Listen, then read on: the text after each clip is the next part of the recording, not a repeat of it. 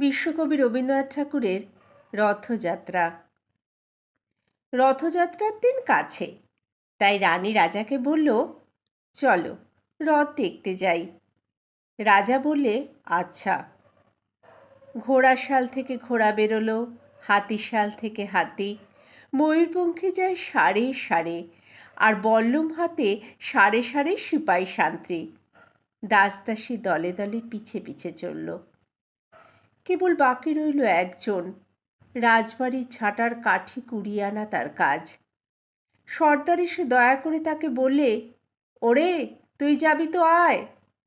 সে হাত জোর করে বললে, আমার যাওয়া ঘটবে না। রাজার কানে কথা উঠল, সবাই সঙ্গে যায়, কেবল সেই দুঃখীটা যায় না। রাজা দয়া করে মন্ত্রীকে বললে, ওকেও ডেকে নিও। রাস্তার ধারে তার বাড়ি। হাতি যখন সেইখানে পৌঁছল, মন্ত্রী তাকে ডেকে বললে, ওরে দুঃখী, ঠাকুর দেখবি চল। সে হাত জোর করে বলল, কত চলবো, ঠাকুরের দুয়ার পর্যন্ত পৌঁছই এমন সাধ্য কি আমার আছে?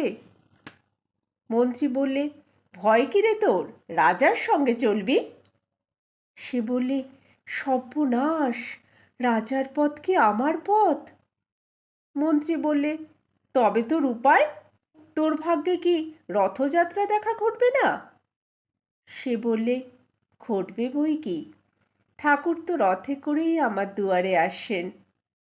মন্ত্রী হেসে উঠল, বললে, তোর দুয়ারে রথের চিহ্ন কই? দুঃখী বললে, তার রথের চিহ্ন পড়ে না। মন্ত্রী বললে, কেন বলতো? দুঃখী বললে, তিনি যে আসেন পুষ্পক রথে। মন্ত্রী বললে, কই রে সেই রথ? দুঃখী দেখিয়ে দিলে, তার দুয়ারের দুপাশে দুটি সূর্য মুখে ফুটে আছে।